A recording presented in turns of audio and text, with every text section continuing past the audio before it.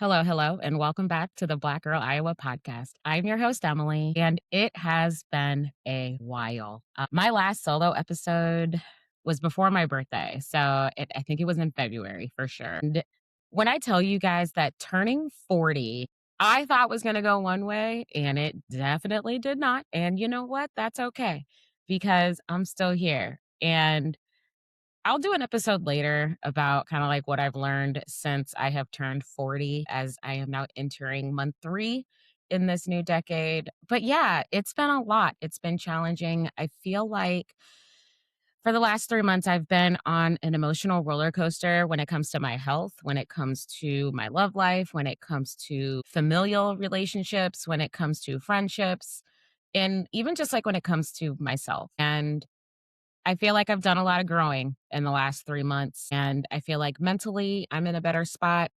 I feel like emotionally, I'm in a better spot, and I'm ready to start and putting episodes out of the podcast again. So here we are. And today's episode is actually like really interesting. So, as you guys can see, if you're watching this on YouTube, I am currently wearing my Michael Jackson Thriller t shirt. So, last weekend, I went and saw Michael with my nephew. And, I grew up on Michael Jackson. The majority of us did. And it was such a good movie. Like, Jafar Jackson, Michael Jackson's nephew, really, he didn't just step into that role, he embodied his uncle. And he moved like him, he walked like him, he talked like him, and it was amazing. And I had a really, really good time at the movie. Since then, I have been listening to nothing but Michael Jackson, even though before that, I had actually been on a bender with Anderson Paak, who's one of my favorite artists. And I've been listening to a lot of his essentials and a lot of his EP work, and it's been amazing. A lot of his work prior to Silk Sonic with Bruno Mars. And then another thing that I actually did was I actually sat down the other day and I finally watched the Earth, Wind, and Fire documentary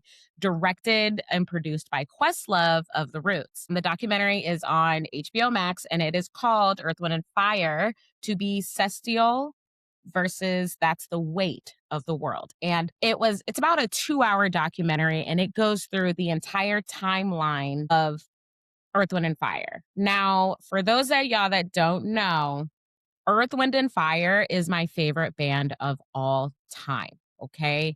While everybody loves Reasons, Devotion is actually my second favorite Earth, Wind, and Fire song. My first is actually Fantasy. I don't remember the first time I heard Fantasy or anything like that. I just know that there was something, it was almost like a transcendent moment when I was younger, when I first heard that song. But one of the things I really liked about that documentary is how they talked about the visionary, the founder of the group, Maurice White. They talked about just kind of what he was wanting to do and where his thought process was with music, how he didn't want to be a stereotypical soul band like the Temptations or the Chi-Lites or even like the Commodores at that time. He actually wanted to do something different and he wanted to be more soulful, more impactful. So that way, when you heard his music, you had that transcendent and existential feeling when you listened to that music, right? And so it was awesome. And his love of live instruments using different, I don't even know what they call them, voice tones, I don't know, like soprano, tenor, a falsetto. God, like it was so good. But I also think too, the other thing that I really liked about this documentary, and also I'm a documentary girly, we'll talk about that later. But for as much as he wanted people to have a real soulful, deep connection with his music, and as much as he had those deep, soulful connections with people, the number one thing that Maurice White was human. He was a human. He made a lot of mistakes. He alienated a lot of people. But I think ultimately his legacy really shows that he had a story to tell and he was building something bigger than himself.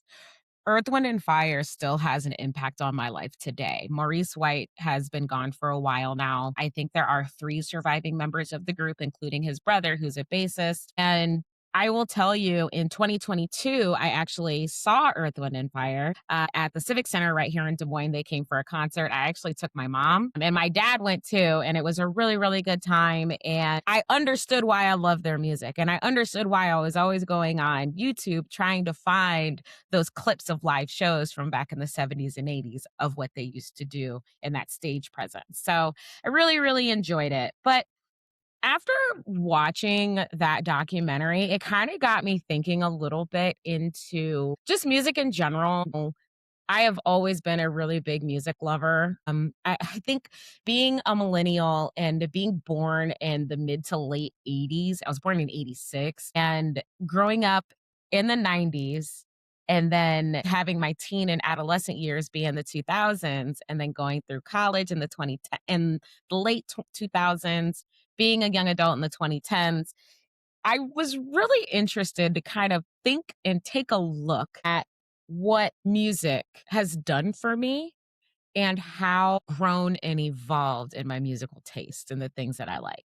So, for all of you that have Apple Music, you guys know, and actually this is on Spotify too, but on Apple Music, at the end of every year, they send you your replay. And your replay is about anywhere from 90 to 100 songs that you basically loved and had on repeat during that year. Now, fun fact, Apple Music actually turned 10 last year. So I have 10 years worth of playlists that really not only showcase like the music that I was really into at that time, but also I feel like the music that I was listening to tells the story of what the last 10 years of my life have been like.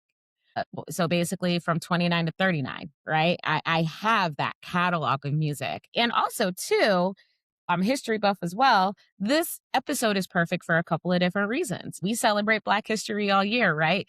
June is the month of Juneteenth, but also June is African American Music Appreciation Month, which, if you did not know, this month was honored and established in 1979 by President Jimmy Carter as a way to honor and celebrate the impact of African American musicians on American and global culture. Okay. So that includes all genres. So we're talking about jazz, gospel, R&B, soul, hip hop, rock and roll, all of those genres, Black music, African American music. We have had some type of stake in. We have created a lot of those genres. And so watching the documentary really got me thinking about those things.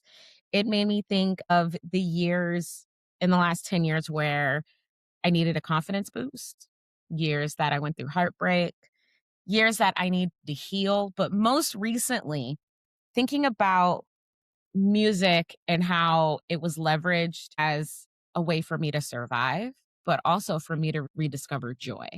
And so I want to talk about that today. We're talking about music because I feel like music is probably one of the number one things that connects all of us. So, before I can kind of like talk about music and what's on my playlist and things like that, we have to kind of start at the beginning.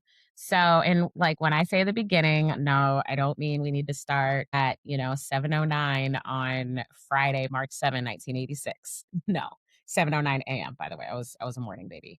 Now, I want to first start off by saying that a lot of my musical interests are actually heavily influenced by my parents. So, my parents are baby boomers. My dad was born in 55 and my mom was born in 58. So, they were in adolescence and teenagers in the late 1960s and in the 1970s. So, when I say that I love Earth, Wind, and Fire, it's because of them. I remember listening to Earth, Wind, and Fire. I remember listening to Parliament, George Clinton, James Brown. Oh my God. To hear my dad sing I Feel Good on a road trip is a sound I'll never forget. Not because my dad can't sing, but because you could hear the joy. My dad has always been a really big fan of James Brown, but also listening to Stevie Wonder, the Isley Brothers, Shaka Khan and Rufus, Aretha Franklin, the Commodores, Cool in the Game, Gap Band, all of these different War. Oh my God, like War is another really big one. We were not a family where music was only played in the car. Music was played all the time. I remember my parents would break out their records and they would just play their records. And we would just like sit around and eat popcorn and just listen. And my parents would get up and they would dance. I remember my mom showing us how to do the bus stop and doing just all of these different dances and just having a really good time. I remember waking up on Saturday mornings and whether it was just to have some cereal or to clean, because Black households, that's what you do on Saturday morning. You don't sleep in, you clean the house and get it ready for, I guess, the week. I don't know. Definitely something I don't do in my own apartment. I kind of clean as I go, but we're it's getting besides the point. But that was never done in silence. That was always done listening to what I would now call that music the soundtrack of their lives. And it didn't stop with music from the 60s and 70s, especially when we got into the 80s. We were listening to a lot of Patti LaBelle, Luther Vandross, New Edition. We were listening to just so many different artists and carrying so many different vocal arrangements and things like that. And a lot of that music I still rock to this day. But those sounds, all of that music, whether it was on a Saturday morning cleaning or a road trip out to New York to visit family, at a cookout, it didn't matter. We were always listening to the music that came before us. And I think that's why I have like a really, really strong appreciation for that music. It definitely helped raise me. One of the great things that I really liked about having that musical influence growing up is that every song had a story. Every album had a connection. And it reminded me that as I go through and I'm listening to music and I'm looking at these things now in retrospect, just about every song that I love, every song that I enjoy, they all have some type of sentimental or emotional connection. The other thing that I really love about all of those stories and things like that is that you have that recognition that your parents lived lives before you came into the picture. So my parents all the time were talking about the concerts that they went to and just these live experiences and how they would pile 5 in the car and drive to Kansas City to go to a show. I used to love hearing those stories. Fun fact, actually. So the concert that I took my parents to, or I took my mom to, and then my dad ended up also going with a friend of the family, that Earth, Wind, and Fire show a few years ago. So Earth, Wind, and Fire has actually been in Des Moines 5 times. My parents have seen them every single time they've come to Des Moines. And they talked about those shows. My mom actually pointed out one of the shows where there was an outdoor soul and funk festival here in Des Moines. I know, right? A soul and funk festival in Des Moines. Like, ooh, would have thought. But my mom actually was like, yeah, like me and your uncle, like he was like, hey, do you want to go to the show? And Earth, Wind, and Fire was there, George Clinton, all these different people were here. And I'm like, what? Like, are you kidding me? We can barely get Black artists to come here now. So that was always something like really, really fun to see. And when I looked through the data, when I looked through all of those songs, and there was like almost 1,000 songs, 1,000 different songs over the last 10 years. Earth, Wind, and Fire showed up. Michael Jackson showed up. Janet Jackson showed up. Prince. You guys know how much I love Prince. Prince showed up.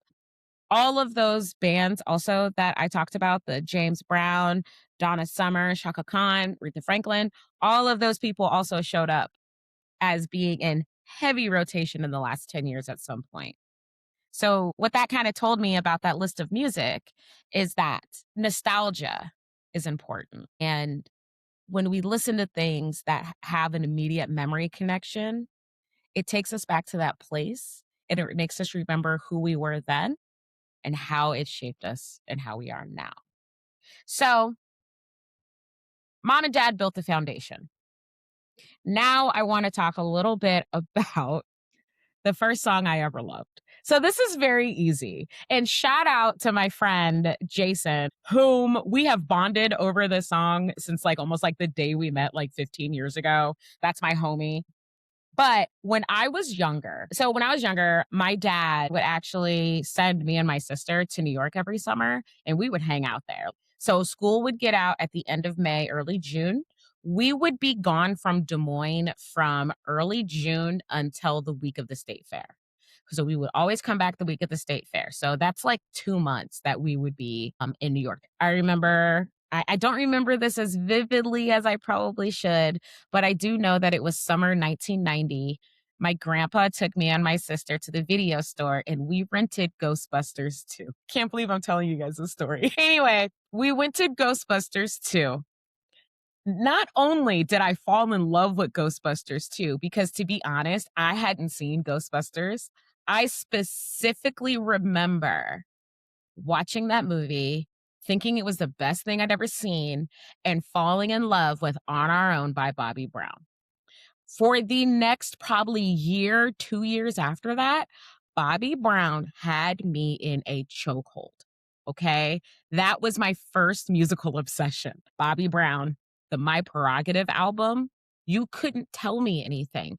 Like, my dad, actually, he still has it on vinyl. I remember I used to ask for it to be played on vinyl all the time until my parents, for Christmas that year, so Christmas 1990, I got a Sony Walkman for Christmas. And a part of the Walkman that I got was the Bobby Brown Don't Be Cruel album on cassette. And when I tell you I wore that album out, I also had the single for On Our Own. I wore that out.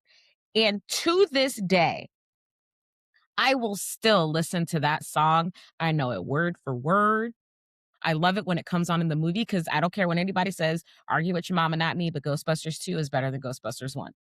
I said it. I said what I said. There will be no arguments, no questions. Like I said, argue with your mama, not me. Anyway, but that was like my first memory of music that I liked and that I wanted to start listening to. And again, when I look through that playlist, On Our Own is on there. Every Little Step is on there. My Prerogative is on there. Don't Be Cruel is on there. Plus, songs from his second album, which came out in, I think, 1992, which is entitled Bobby, Humping Around, Shut Your Mouth. The other thing, though, that was really apparent as I was like looking through this list of music that I've cultivated over the last 10 years is that if I find an artist that I like, I stay incredibly loyal to that artist. Very rarely will I be like, I'm not listening to them no more. Very rarely. There are a couple that I'm like, nah, I can't do it. But it's like 2, and it is what it is. I also notice that I bring those songs along with me as I'm going through things because again, I have a personal connection with them. I have a homey feeling with them. Those songs truly make me feel good. So therefore, I'm going to listen to them during a lot of times. So, you guys, y'all, it took me a while to write this episode. But this next one that I want to talk about real quick is for artists that have definitely like stayed with me over the years. But there is one artist in particular that I feel like the category of work I'm very specific about. But when I talk about how every album went specifically with a piece of where I was in life, I truly mean that. Also, we will not speak ill on these 5 albums that I am going to mention. And they are the first 5 albums by Kanye West. Now, I know, listen, hey, everybody has their feelings about Kanye West. Do I think Kanye got a couple screws loose? Yes. Do I think a lot of things, almost all of the things Kanye says now are potentially harmful and dangerous to not only the Black community, but also other communities of color and specific religious communities? Absolutely. After these 5 albums that I'm going to mention, these first 5 albums, I honestly have not rocked with Kanye since. But I have such a deep connection to these first 5 albums. I cannot let them go. I can't not listen to them because I remember specifically where I was. Like, I remember specifically where I was the first time I heard Through the Wire. I remember what it was like listening on headphones to Touch the Sky. The Graduation album was life-changing to me. Flashing Lights is one of the songs that I honestly think can best describe my life.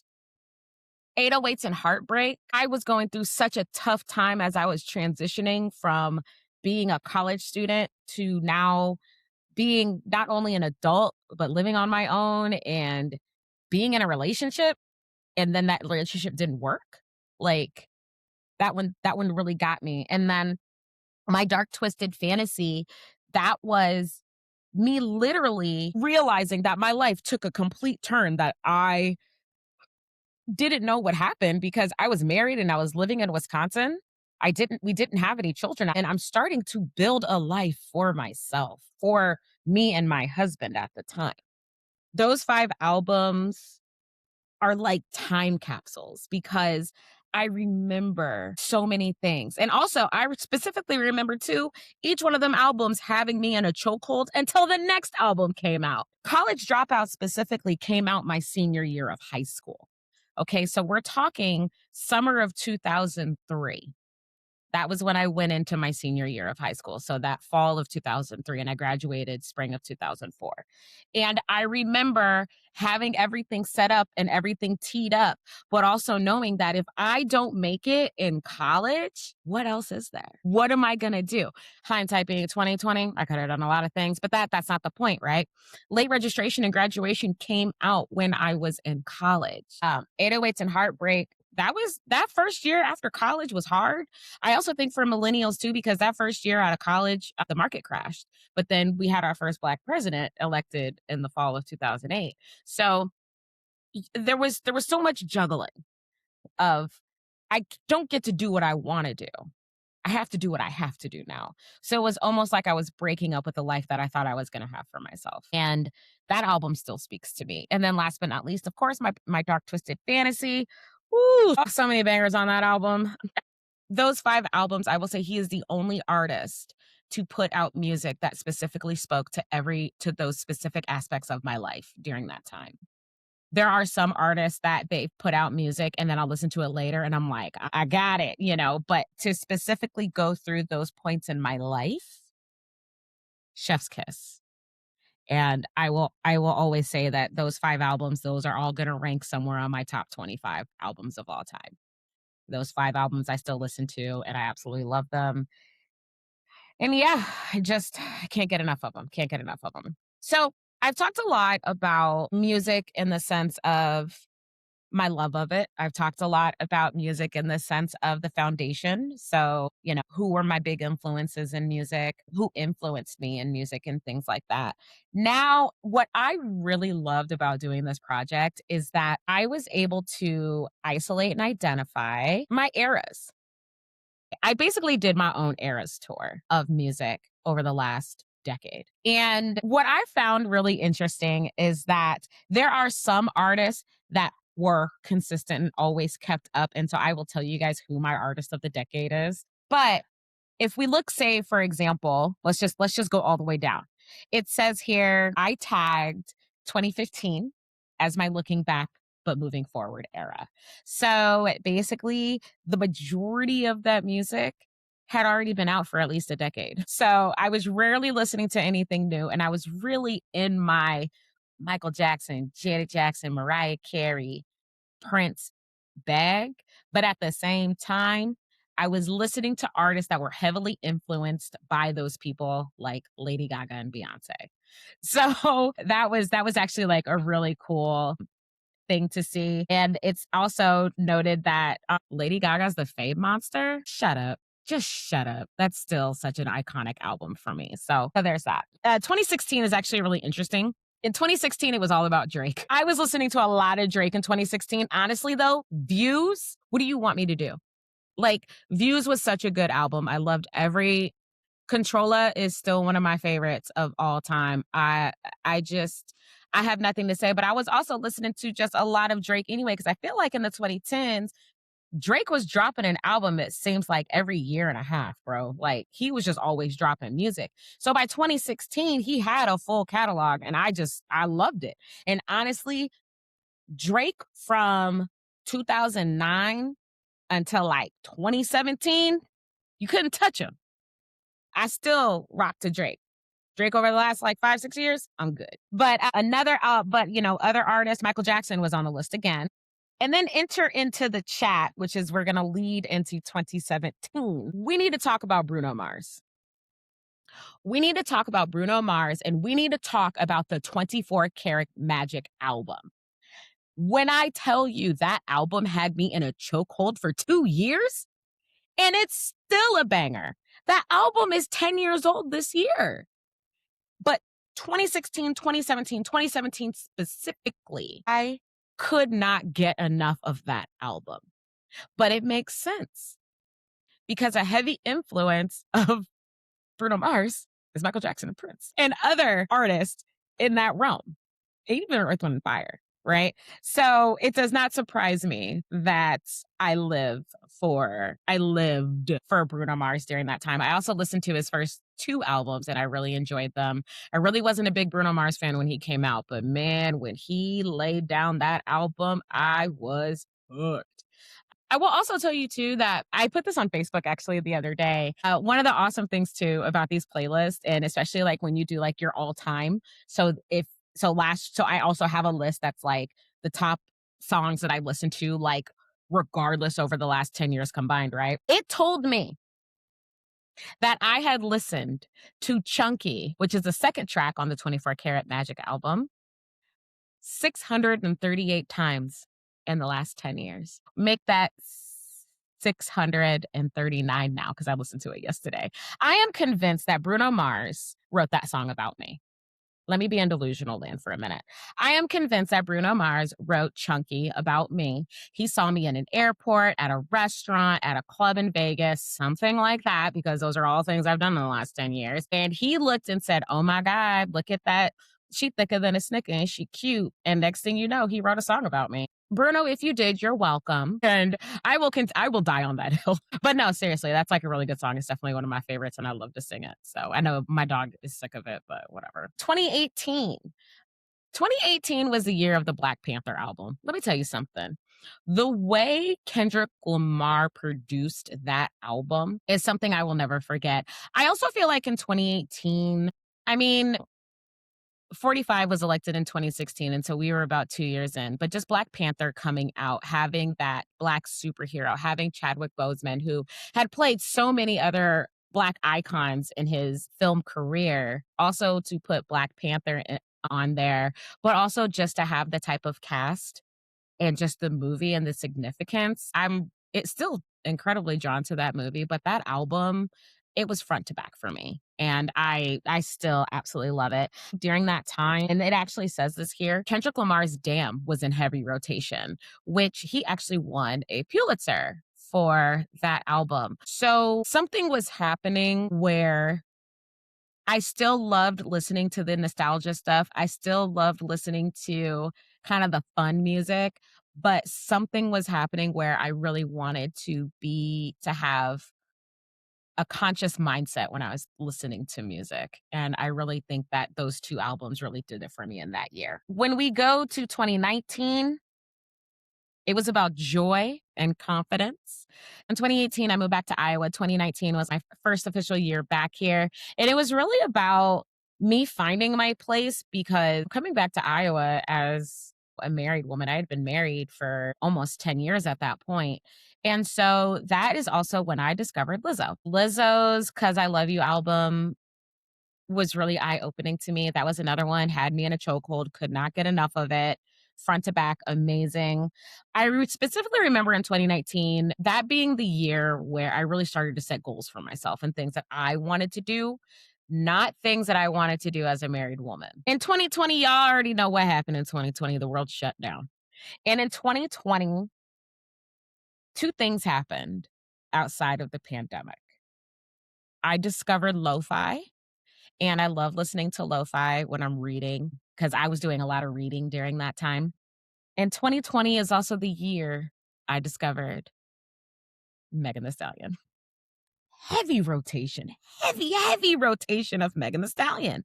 2020 actually is when my marriage really started to deteriorate. And kind of like in 2019 and 2020, I really started to do things for myself and not really think about what my ex-husband cared about, honestly, like when it came to how I wanted to live my life.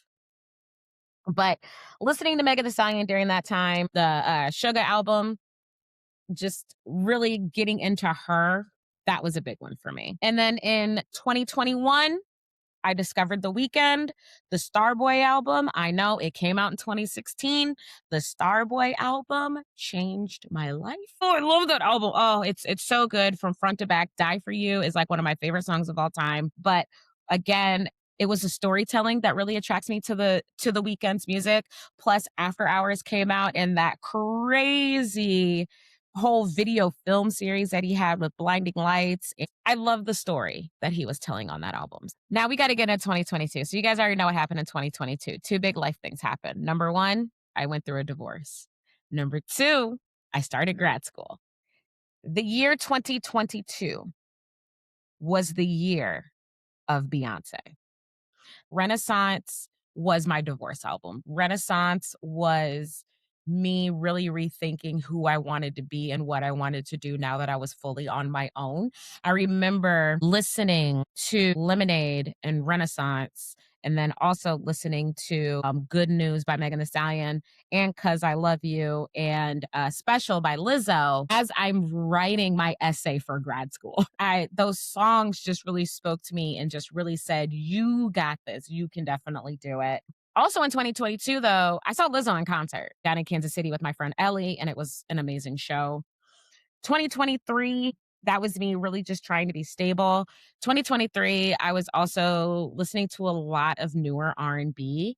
I discovered Jasmine Sullivan. I discovered Ari Lennox. I discovered Summer Walker. I discovered Lucky Day. And again, I was also still listening to a lot of Beyonce at that time. So it was really just trying to feed my soul. 2024 equals GNX, period. Period. That album is another one, start to finish. And if you guys notice, like if when I ever talk about like specific albums, it's start to finish. The only way an album can go on my top 25 is if it is a start to finish, no skips. Okay. There can't be I don't really like this song. No skips. I have to go all the way through. Right. GNX was that for me. Favorite song on that album is Dodger Blue. Whoo, that song. It had me in a complete chokehold. Also fell in love with Teddy Swims that year. I've tried everything but therapy is such a soulful and beautiful album. I listened to that one, another start to finish for me, even though there are like 9 different versions of it. And then in 2024, I saw my love, my favorite, someone I have not mentioned yet on this episode. I saw Justin Timberlake in concert. That was my grad school graduation gift from my friend Erica. I have seen Justin Timberlake in concert 3 times. I saw him with NSYNC. I saw him in the 2020 experience in LA at the Forum. And then I saw him down at the T-Mobile Center in Kansas City. So shout out to that. Justin Timberlake also was on my list multiple times. And then last year, 2025, that was, I feel like musically was a year that I needed to continually listen to music that reminded me of my purpose. I've talked about this a lot already. 2025 was a really hard year for me, and I just felt like I was in a fog most of the year. I don't feel like anything really went right. I didn't really give myself much direction, and I was always looking for other people to validate how I felt about myself as opposed to looking in. And so I got my validation through music. And the album that saved my life last year was Cowboy Carter, period. Every song, but when I did my replay from last year, every song was on that playlist. I remember going through and like doing when they do like the little facts for you, it even said, this is your favorite album. You really didn't listen to anything else this year. And one of my biggest regrets in life is not going to see the Cowboy Carter concert, but I was way too broke to go do that. I feel like that playlist, when I look back at it too, it really cultivated and spoke to who I am and kind of like the person I've evolved to now. So that playlist definitely shows that I'm a Black woman, that I'm a daughter, I'm an auntie, I'm a friend, I'm a reader, I'm a writer, I'm a podcaster, I'm a creative, I'm a survivor. All of those songs really resonate with how I should have felt about myself then and how I feel about myself now. So that's it. That's the episode. I think the one thing about this whole journey of going through and looking at my musical interest over the years, it really made me think about how music is truly interconnected in almost everything that I do.